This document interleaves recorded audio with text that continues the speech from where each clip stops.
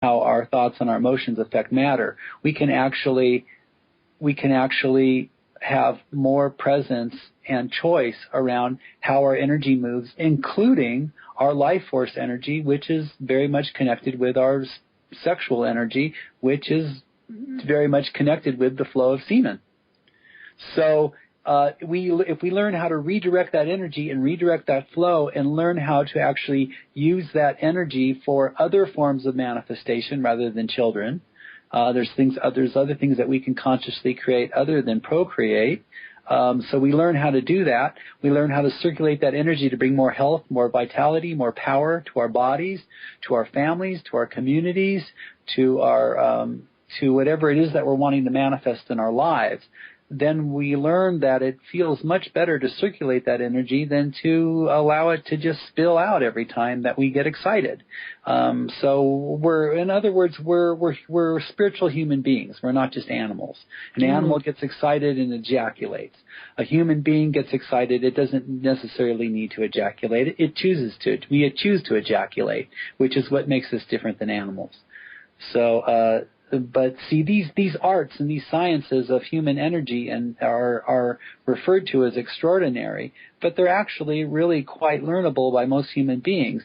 The thing is that humanity has been so steeped in ignorance, and especially men have been so steeped in ignorance because if they're ignorant, they can be controlled, and so right. that it's a whole paradigm shift. Right. Right. That's what the temples are about. It's about empowering men and women to come back home to who they are as conscious creators, and take back our power and change the world.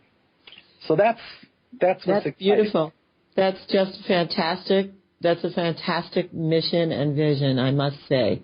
I'm very enrolled in it, as you know, and Laurie, there's so many others around the planet. It's amazing that there are more and more educators, that for centuries there have been priests and priestesses in hiding because what we teach, these sacred sexual healing arts and these temple arts, have had to go underground because of the persecution. And a lot of places that doesn't exist anymore. It still does.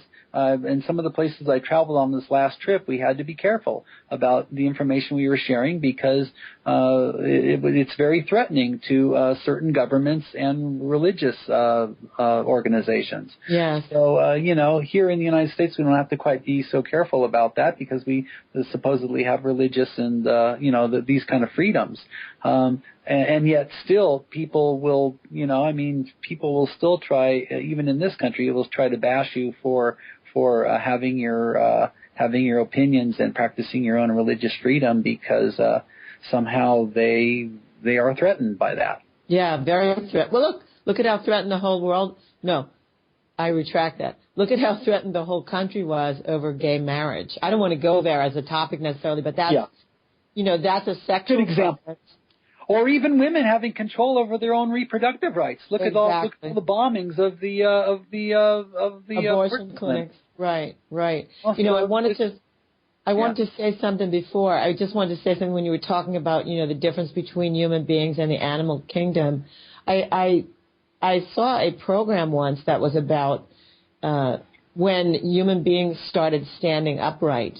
And one of the things that happened about human beings standing upright was for the first time, women became more endangered. Their bodies, female of this species became more endangered in childbirth because standing upright did something to the cervical canal. Yes. And so so human beings really, female of the human being species are the only mammals that ever can and have chosen to say no to sex because they knew that their life, certainly not today so much, but in earlier times, their life was threatened by having children child after child, and they often died in childbirth. It was a very dangerous process. Yeah. So that also distinguishes us. Again, there's a choice in there that animals don't have. They go into heat, and they have to do it. And we don't have that. We human beings are the only the only species that can choose to have sex or not to have sex, don't have to be in a heat period, can have sex anytime, can procreate anytime, and also have all these choices that they can be faced with, and yet we're never taught all that. So here's the thing. This is where it gets really exciting. We have the ability to choose, and we have this thing called conscious awareness. And so what the temple arts are about, and what I'm passionate about, is supporting people to take back their ability to choose and to step deeper into their power so that they can manifest the kind of reality, the kind of world that they want to live in, and they can start manifesting their dreams and their desires. And that's really what the sacred sexuality, sex magic, and the temple arts are all about. Creating more health, abundance, ease, joy, health, and happiness on the planet. And freedom, yeah. Yeah, so, freedom's a good one too. So let's talk a little bit about all those terms that you just, because I want to come back to the tour and what you mentioned about where you had to be careful. But okay. I do want a little bit on each one of those terms explained. So when you say temple arts, sex magic, and sacred sexuality, those are each of those are slightly different. Can you give us a short definition for each one? Okay. Well, they're all different, and yet they're all connected, because the temple arts are a system they're a system of teachings and expressions that bring more health and vitality to people and their communities. So dancing, music, farming, all these things were taught in the temples and to enhance people's lives. Conflict resolution, communication, herbal medicine, the list goes on and on. All the things that are skills and tools for enhancing human beings' life, collectively and individually. They're all part of a series of teachings called the temple arts. And so all these things enhance our lives. And, midwifery is a temple art. Appropriate commerce is a temple art. So there's a lot of different things that are included in the temple arts. Now, when I talk about, what's another one? Sex magic. Yes. Sex magic is the information and techniques of being able to take our life force energy, to cultivate our life force energy and our sexuality, to circulate it, to hold it, and to consciously direct it for the purpose of conscious manifestation. Okay, I say it a different way, but I love what you're saying. I say it usually that you use your sexual energy to fuel your intentions. Beautiful. And in order to fuel your intentions, you have to know what you want. Most of the time, people know what they don't want. Sure. But they have to spend some time actually looking on the creation side, on the manifestation side. Well, if you know what you don't want, what would you want to manifest if you could? Okay. So, how I frame that again is that our conscious intent is an action of spirit or mind, and that actually propelling our conscious intent is an action of the divine feminine or the engine of manifestation. I thought you were going to say masculine, because the intention part I would assume is the masculine. It's the consciousness part. Okay, sure. And then when it gets here, like your book, my book, when they got here, when they actually were something we could hold in our hands, then they were in the feminine. In a way, I almost feel like there's the intention, which is the masculine. Yeah. And then there's the energy, the engine of manifestation, which is the feminine. But I would say that the actual manifestation of it being like our books, for instance, in actually manifest form, I actually consider that more like the child of their communion. That's actually the body. That's actually the body. So you've got the masculine and the feminine, and then you've got the children, which is the body, and then the heart, which is love. So those different aspects. Yeah, I like it. That's great. I never heard it put like that before. There was another term. There was sex magic. Sacred sexuality. Sacred sexuality. Well, sacred sexuality is a wonderful term because it's like, what is it? What's the difference between sex and sacred sex? And of course, that comes back into the definitions of presence, of weaving in with the life force energy or God force energy or whatever you want to call it. But it's bringing our presence and divine energy into the realms of our sexuality, and so that's what makes it sacred. And also it involves some very much slowing down of the process. I mean, slowing down. It's not. I always say to people, it's not necessarily slam bam and rock and roll and sex. And it could be, but it really does involve some consciousness where people actually look to see who they're connecting with. Oh yeah. And they slow the process down so that they actually have a heart connection and a root connection and all the chakras aligned. So sacred is sweet. There's a certain degree of presence and love in there, and yeah, slowing down can sure help a lot of times. Not that there's anything wrong with intensity at times as well. But yeah, so there's a little more definition around some of those terms. But again, it's like these are skills, these are arts that are cultivated and learned as young men and women.